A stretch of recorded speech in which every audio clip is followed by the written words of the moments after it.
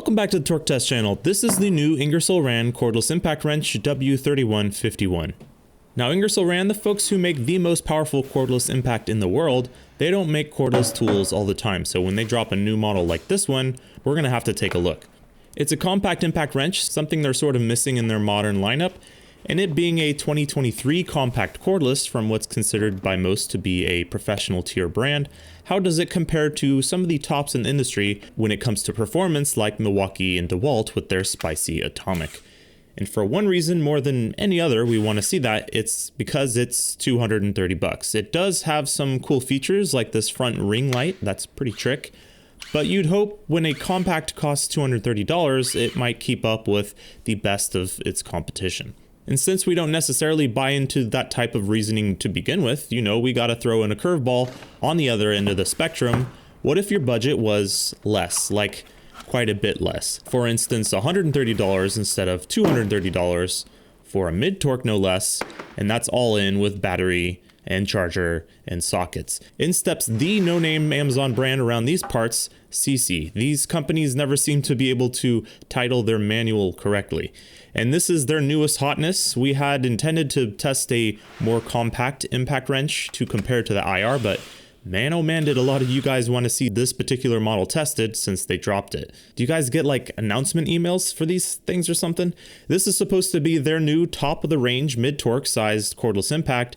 Now if you don't know who CC is or why we're even bothering here, don't feel left out. There's no particular reason you should know about any one of the who's name of Amazon drunken AI generated brand names, but it seems we over here at TTC have become a de facto spokeshead of the brand, not on purpose, but each time we buy one of their impacts, they end up dunking on all the other random ones we buy, and heck, even brands like Milwaukee and Makita at times. Except for their high torque big guy, that thing is a swing and a miss. Not impressed with that thing. But after all, we're most interested today in what kind of performance you can get for your dollars by paying a bit more, by paying a bit less, or by paying a lot less. So this size of impact seems to be a good candidate for maxing out those dollars. But this 6 3/4 inch long impact, while CC's shortest mid-torque yet, can't go head to head against this 5.3 inch compact, so instead we're going to be comparing it to another 6.7 inch brushless recent introduction, the Rigid, coming in at $199 bare, the Milwaukee Gen 2 in their 3/8, which is their best performing, at $219, and the highest value mid-torque we've tested to date, the Craftsman V20, coming in at just $119 bare. The new IR advertises just 236 foot-pounds fastening torque, but a full 400 foot-pounds breakaway, which by the numbers should easily best a Milwaukee compact in either M12 or M18, both of them being really the same, give or take, and be within striking distance of the DeWalt Atomic. Let's take a look at those compacts first. Here's the Atomic taking on the Milwaukee in a 5-second forward working torque test.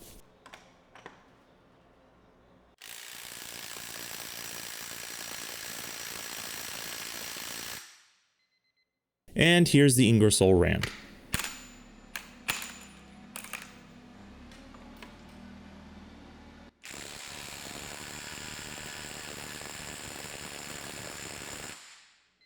Just 149, then again, its main claims to fame are in reverse, so we'll have to see.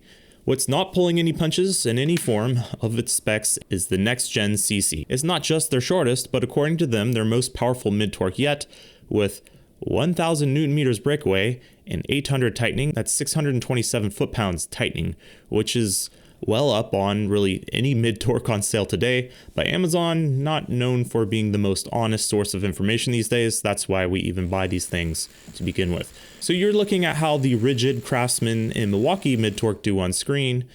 Let's see what the new CC sees.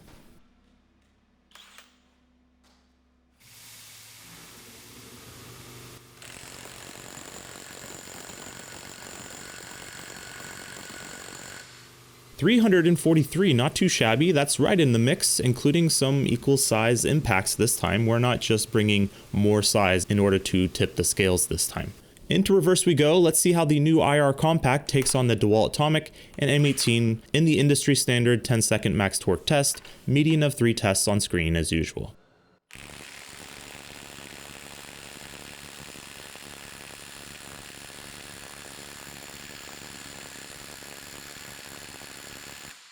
184 foot-pounds, basically matching the median test of the M18, but for on average more dough and more length compared to that M18, or the equally long to that M12 that's an overall smaller package and puts out the same beans, I might expect to see a bit more than this. We'll see. Alright, time for the CC to try to keep up with its runaway specs in reverse. Here it is against the same folks as last time.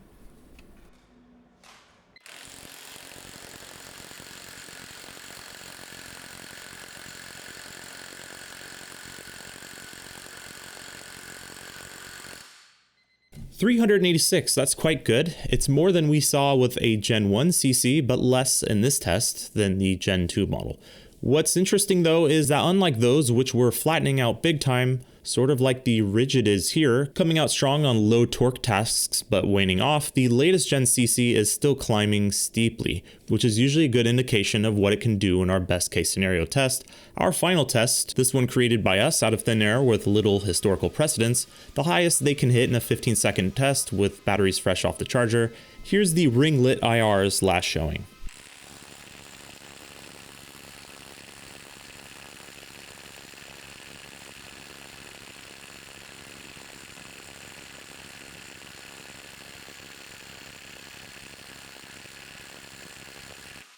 $238 foot-pounds. In the end, not able to match the M18 blow for blow across everything, which I feel IR's high torque for the size and length does, and their 1-inch impact, well yeah, that dominates. So altogether, not blown away by this new model when you consider it had 3+ years on the red tool in cordless tech advancement to take use of. Now the CC, who seem to, for an Amazon brand, take advantage of ever advancing tech by coming out with new generations, it has one last shot to make an impression here, and it's been chugging along so far, so let's see it.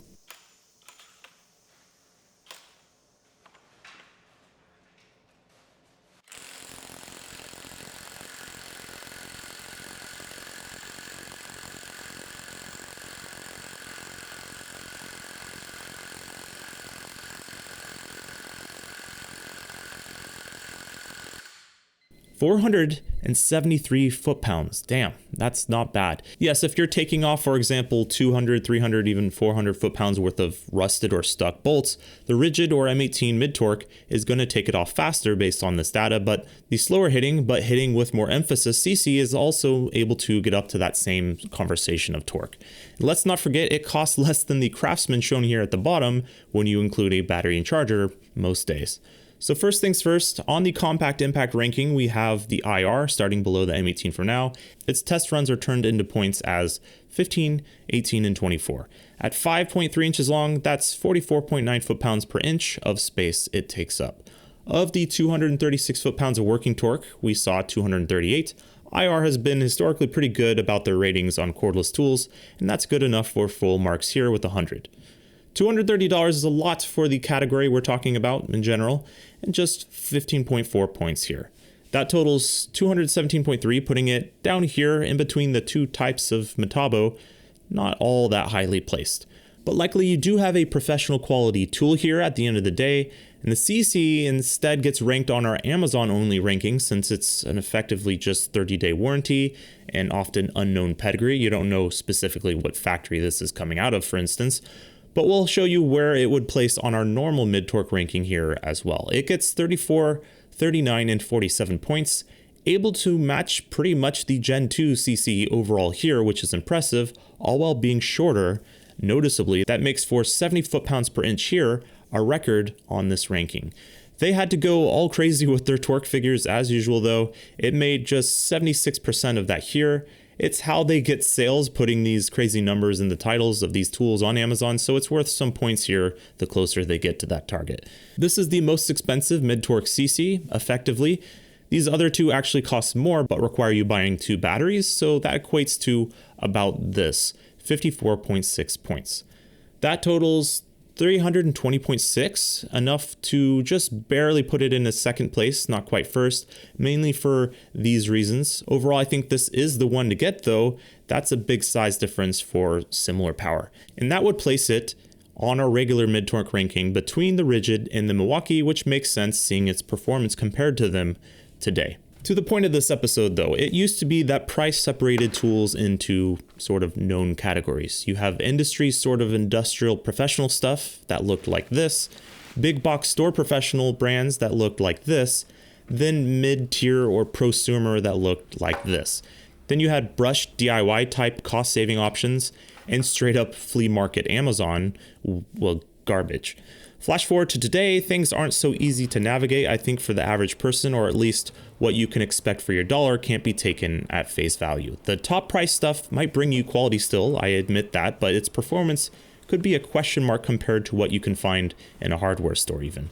Mid-price stuff is getting more expensive, but also higher performance along with that. For example, in 18-volt compacts, our favorite right now is really Rigid's latest. Look at this torque output versus this size and length.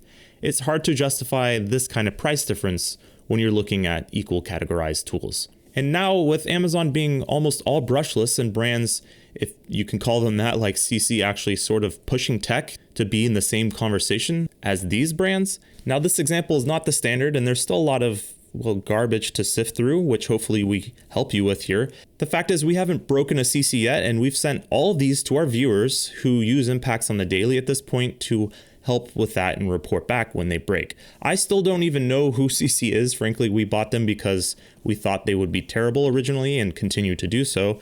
And they send us emails now all the time trying to send us tools, but it's really you guys requesting them all the time that keeps us buying them. I guess what I'm trying to say is maybe every handheld cordless tool nowadays doesn't need to be 200 to 250 bucks.